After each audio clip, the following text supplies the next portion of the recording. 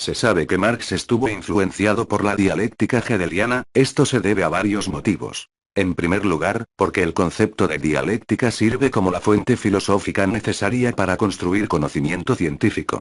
En segundo lugar, porque, aunque el fin era producir conocimiento científico, la dialéctica servía de medio para crear un método eficaz para el estudio de la sociedad y la historia.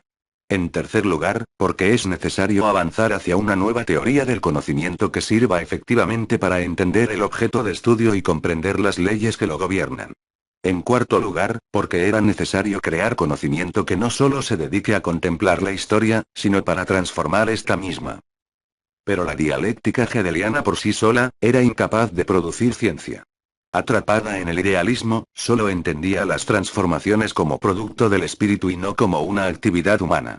Marx valora la dialéctica hegeliana porque había dado un paso muy grande en cuanto desarticulaba la filosofía del origen y del sujeto de base contractualistas, dominante en el siglo XVIII, de esta forma se quebraba la noción de Estado como un contrato social. La historia ya no es vista como un evolucionismo lineal que iba desde un supuesto estado de naturaleza hacia la organización estatal. La dialéctica implicaba salto, rupturas, retrocesos, avances, y no de forma circular, sino de forma espiralada, pues nunca se vuelve al mismo punto. La historia marcha por procesos de continuo cambio en un todo complejo, en las que no hay verdades universales, en lo que nada es eterno, sino producto de una fase histórica. Pero no nos adelantemos tanto. Marx tenía que dar vuelta y ponerla patas para arriba, pero no solo para acabar con su idealismo y contraponer el materialismo, pues no bastaba con dar la vuelta, había que rearticularla nuevamente.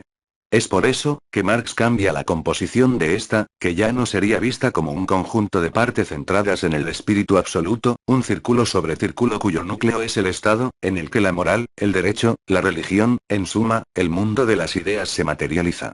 Se necesitaba una transformación en su tópico pasando del de círculos centralizados en un núcleo, a la metáfora del edificio, donde lo económico es lo determinante en última instancia. Cuando hablamos de económico no lo decimos en un sentido abstracto sino en sus relaciones fundamentales. El hombre con la naturaleza y el hombre con los demás hombres en el seno del trabajo.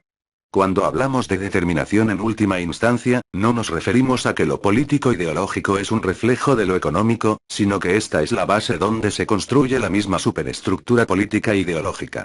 Como vemos, la estructura económica no es ningún fundamento de la sociedad sino la base donde se apoya esta, o lo que sería lo mismo, lo político ideológico, no tiene su existencia con total independencia de sus condiciones materiales, sino que siempre se apoya en menor o mayor medida sobre estas bases. La dialéctica materialista pretende ser la ley universal, donde no hay leyes universales. No solo se propone alcanzar el fundamento del movimiento histórico, sino también de las ciencias físicas naturales, es decir, de la totalidad universal. Entendido esto, hagamos la siguiente pregunta. ¿Qué nació primero, el huevo o la gallina? ¿Cuál crees que sea la respuesta según el materialismo histórico? La respuesta sería el huevo, pues las aves son en su evolución, pariente directo de los dinosaurios, por ende, hubo un momento evolutivo donde se produjo el paso dinosaurio, huevo-gallina, los dinosaurios ponían huevos antes que lo pusieran las gallinas. Este ejemplo, aunque con tintes metafísicos, nos sirve para entender el funcionamiento interno en su conjunto de leyes que nombraremos a continuación. 1. Todo está en movimiento, no existe nada en reposo, todo cambia constantemente. 2. El universo de la dialéctica nos dice que todo es un encadenamiento de proceso. Es decir, todo depende de todo en algún punto y todo al ser un proceso decimos que nada está acabado, ni es eterno, aunque se justifica en su momento. 3. En todo proceso existe una lucha de contrarios, toda afirmación de un proceso, por ejemplo, la burguesía, tiene su negación, el proletariado, que desemboca en una síntesis o negación de la negación, sociedad socialista. 4. Por último, la ley por transformación por salto, la cantidad se transforma en calidad. Si calentamos el agua a 99 grados se ha aumentado cuantitativamente la temperatura, pero sigue estando en estado líquido, pero cuando llegamos a 100 grados la cantidad da un salto cualitativo, el agua ahora está en estado gaseoso. Lo mismo podemos decir de nuestro ejemplo anterior, el dinosaurio en su evolución incorporó distinciones genéticas de las aves, en nuestro caso la gallina, en forma cuantitativa, en determinado punto se produce el cambio cualitativo, el dinosaurio pasa a ser una gallina. Un último ejemplo es que la clase trabajadora en cuanto logra acumular poder, llegando a un momento en que el reformismo no será posible y transformará la sociedad por medio de la revolución violenta dando un salto de calidad, el socialismo.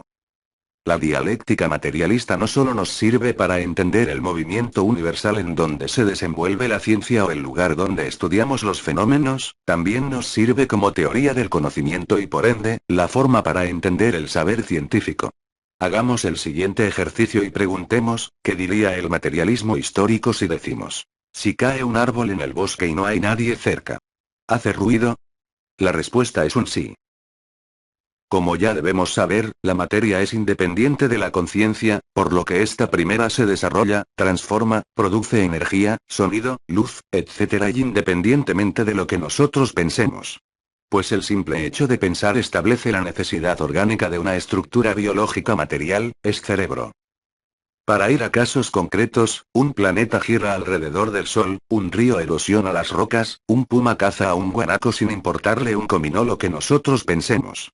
Einstein decía: me niego a creer que la luna no está cuando dejo de mirarla, contraponiendo modelos físicos de su época. De ahí que decimos que están sujetas a leyes o regularidades empíricas concretas, que es precisamente lo que se debe estudiar. Una vez separado materia de conciencia podemos ir un poco más a fondo y nos preguntamos ¿qué es el conocimiento? Gödel en base a su idealismo cree, por ejemplo, que el sujeto es quien crea el concepto de fruta por autodinamismo de la propia fruta, es decir, en tanto la fruta es la negación de la planta. No hay duda que acá hay idealismo pues objeto real y objeto de conocimiento son una misma cosa, la fruta es expropiada por una idea. Feuerbach critica a Hegel y nos dice que no es el concepto de fruta, sino la propia fruta, como objeto real, que a través de su esencia, como diría la filosofía aristotélica, nos da el concepto de fruta, objeto de conocimiento.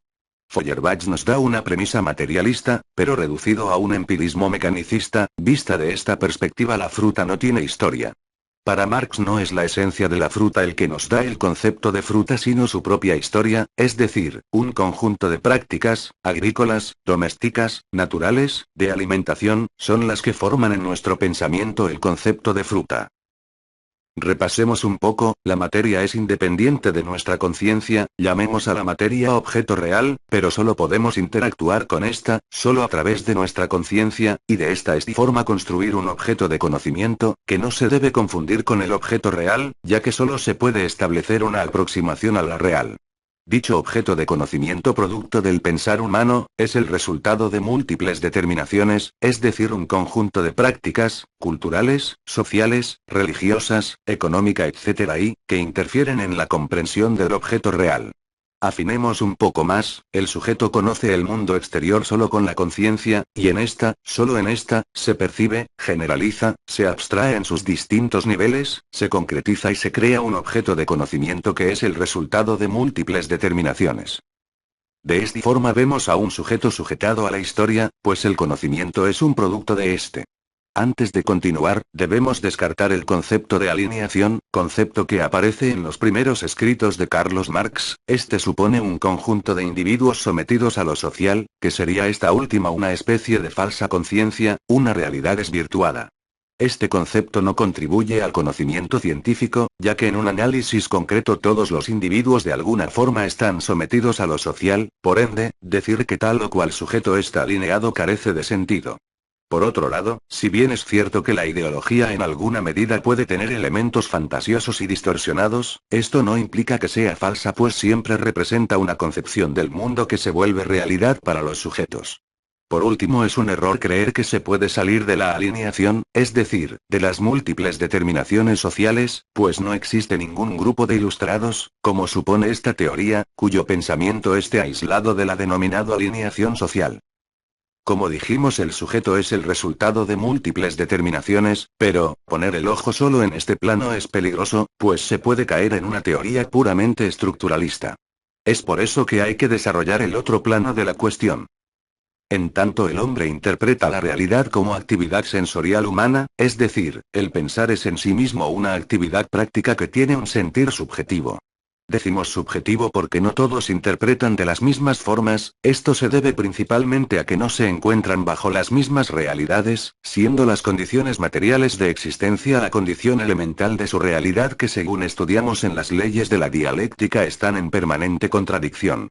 Que existen distintas subjetividades producto de las diversas condiciones sociales configura distintas acciones sociales, en otras palabras, el hombre como tal no es solo un sujeto sujetado a la historia, sino también, es sujeto que transforma la historia.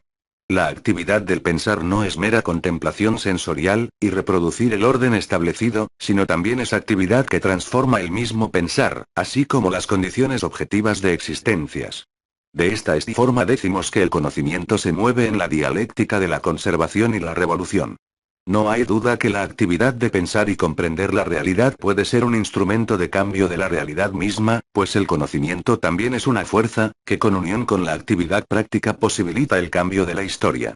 Por eso decimos que la crítica social es una fuerza movilizadora que contempla la dinámica histórica.